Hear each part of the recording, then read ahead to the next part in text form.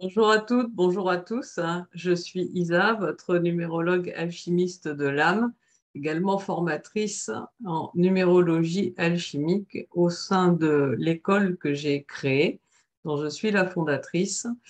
Je suis également énergéticienne, guérisseuse et aussi flamme jumelle. Donc, au travers de cette vidéo, ce soir, je viens vous reparler des liens sacrés, des liens de flammes jumelles. On va élargir un petit peu le sujet, parler d'éveil, d'ego, de la souffrance, de ce que vient vous amener ce lien, ces divers liens sacrés, de ce que ça vous engage à faire et à ne plus faire. Surtout à ne plus faire, bien souvent.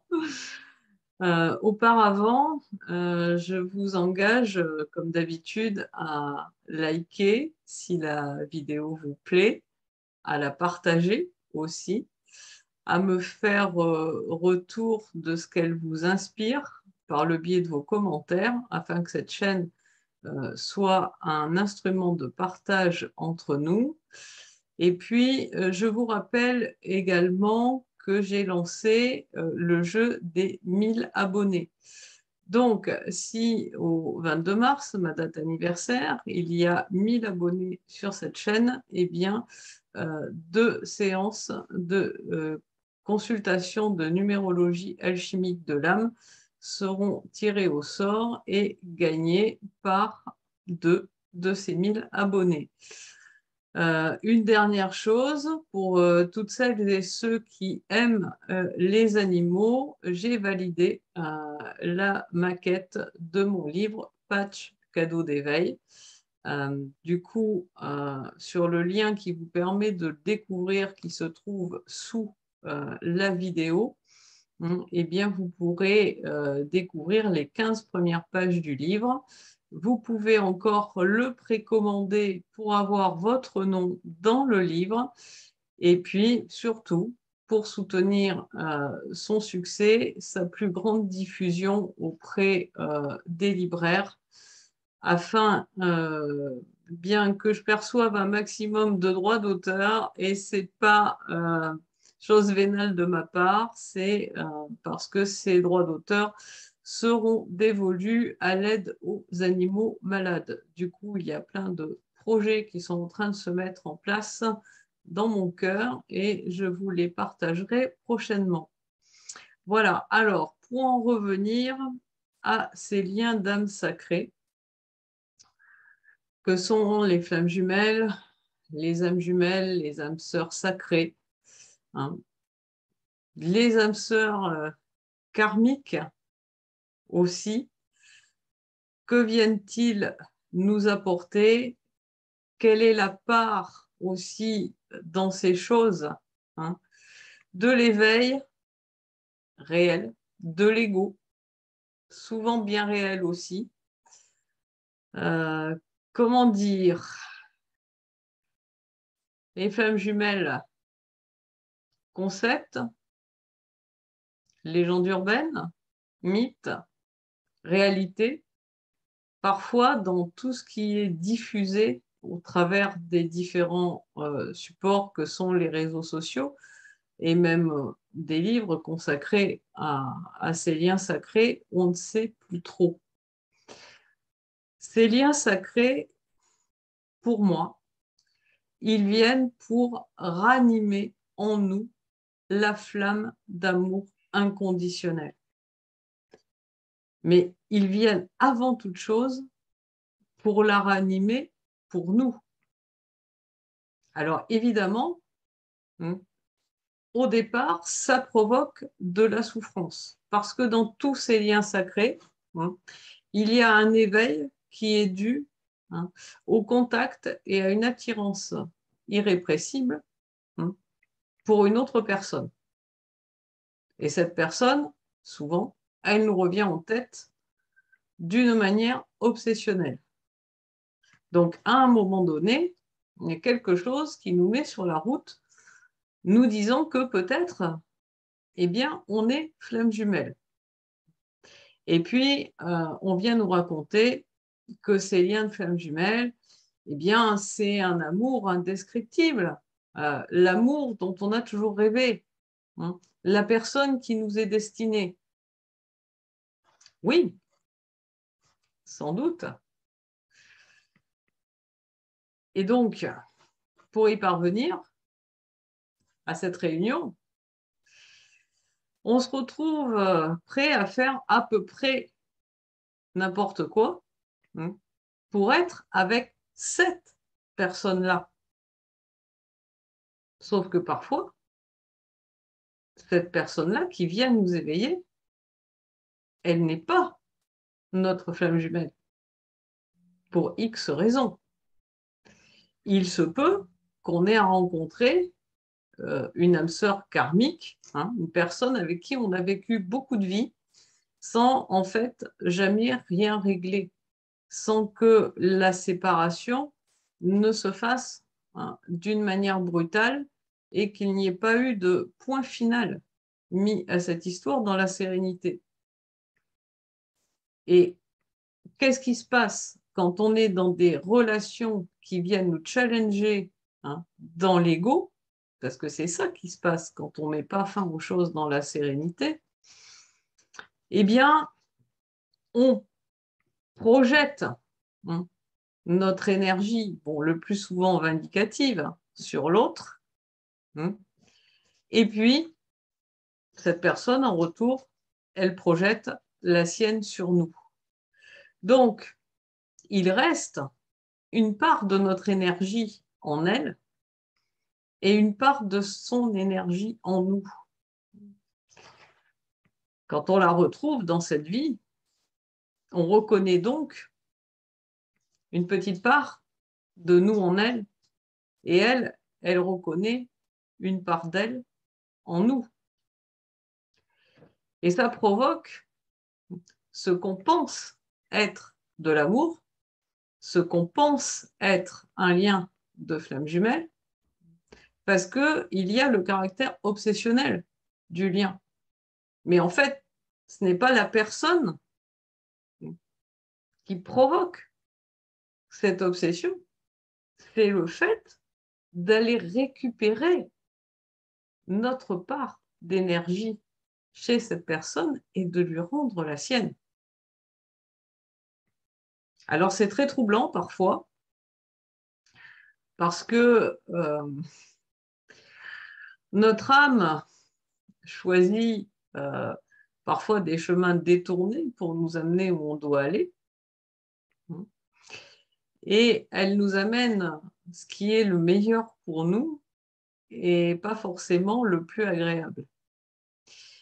Donc, y compris dans ces liens d'âme-là, ces âmes sœurs karmiques, on peut recevoir des signes qui vont nous ramener à la personne. Et ça va renforcer notre idée que cette personne, eh bien, c'est notre flamme jumelle.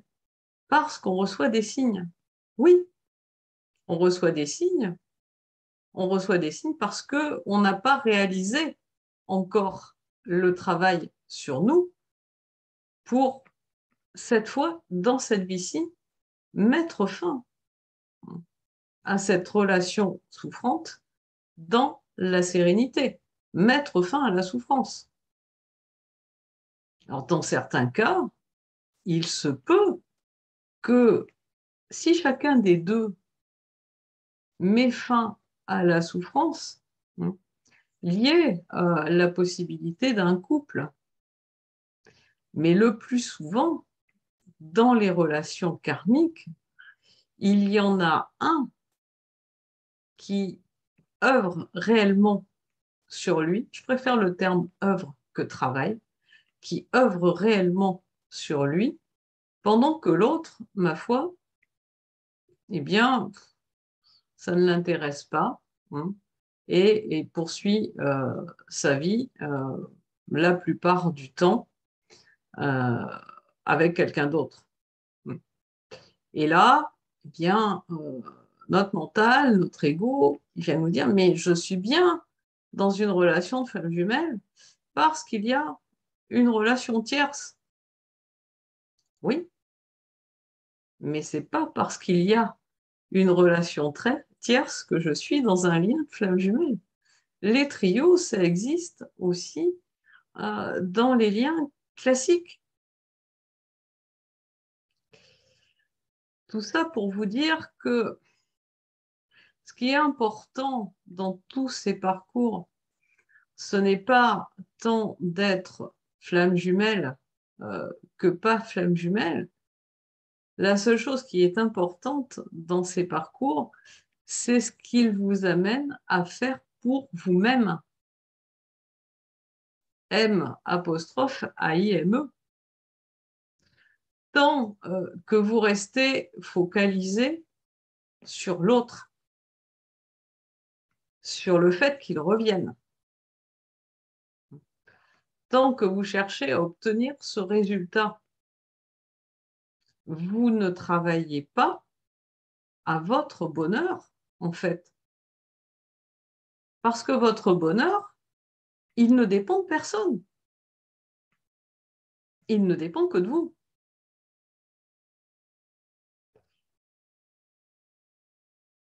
Je sais que c'est difficile. Je sais que c'est très souffrant.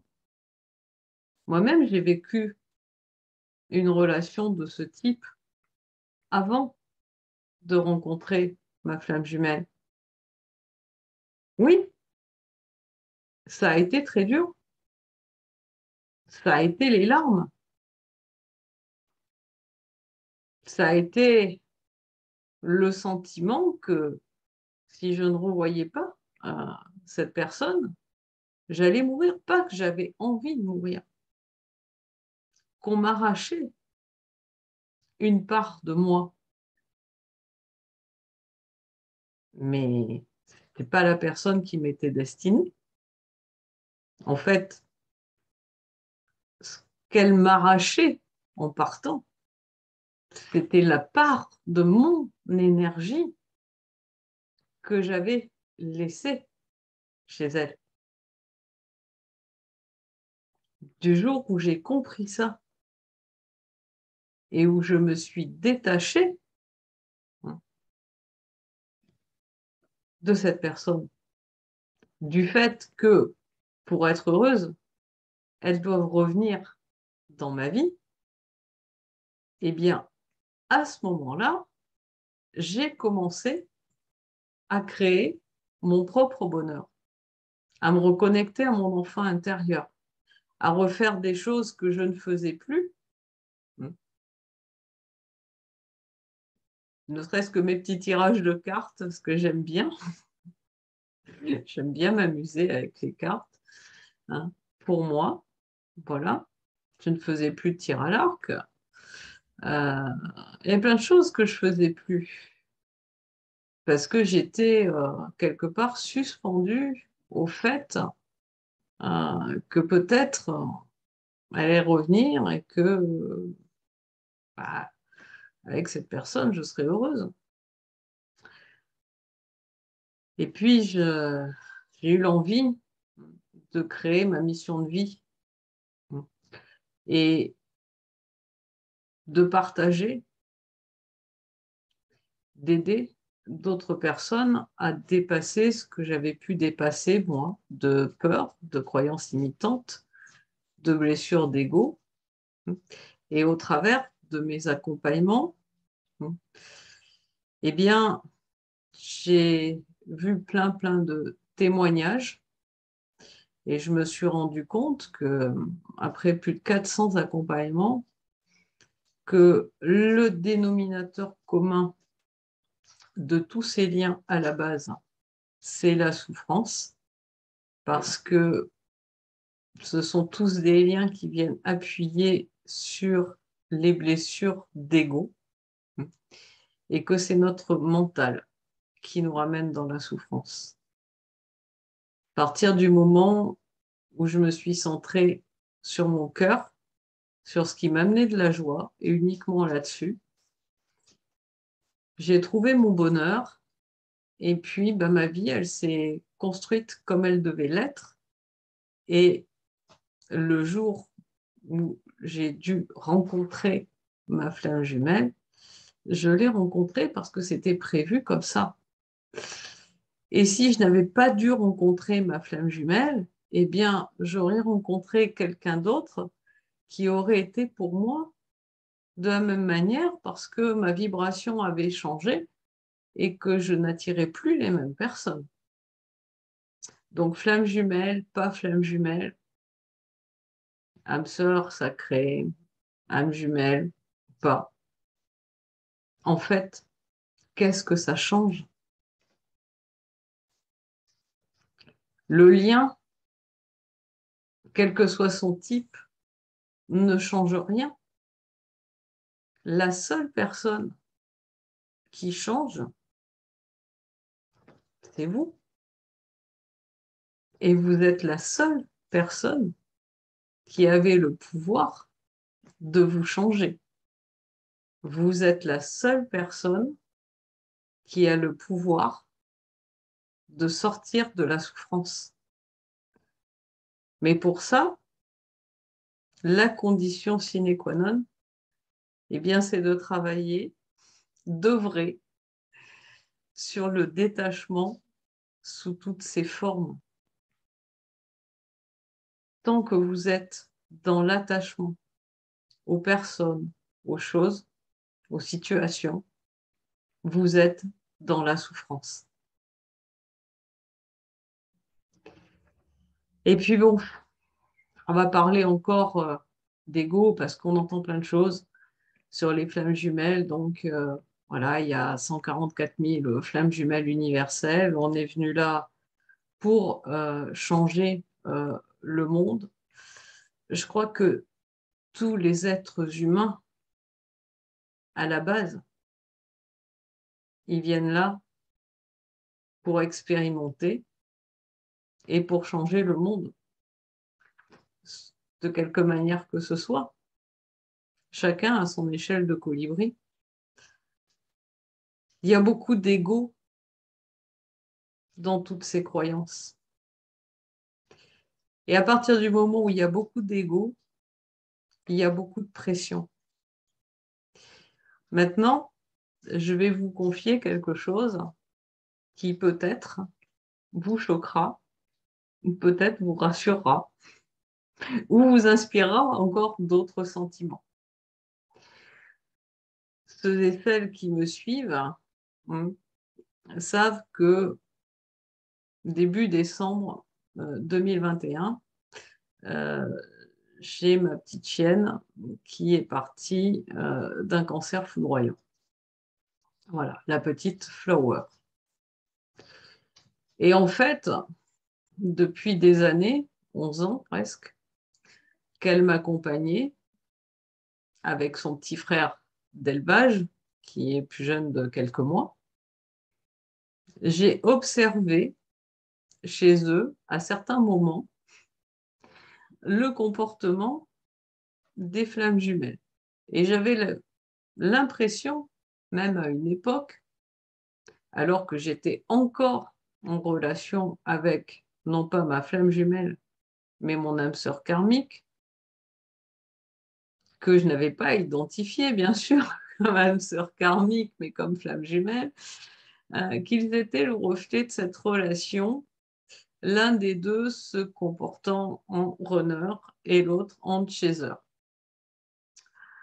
Mais j'avais jamais eu, les cordonniers sont les plus mal chaussés, la curiosité eh bien, de calculer la roue d'incarnation de mes chiens et de regarder quel était leur cheminement spirituel.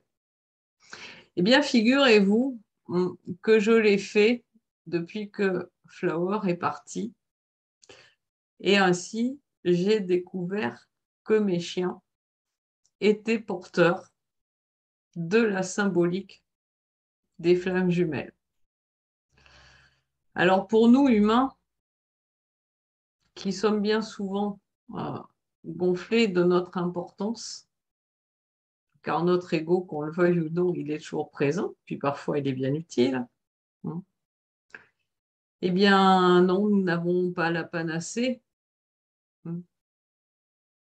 de la flamme d'amour inconditionnel. Et quand on y réfléchit bien, ça devrait être parfaitement logique, puisque les animaux qui viennent dans notre vie nous montrent constamment l'amour inconditionnel. Voilà, une petite porte d'entrée pour une réflexion. Est-ce si important de poser une étiquette sur votre relation? Ou est-il des millions, des milliards, une infinité de fois plus important de construire, d'œuvrer à votre propre bonheur en vous occupant de vous avec amour, avec joie, plutôt que de la personne que vous identifiez comme vous étant destinée et qui n'est peut-être pas celle-là. Je termine sur cette invitation à la réflexion et je vous dis à très bientôt. Belle soirée ou belle journée, selon le moment où vous me regardez.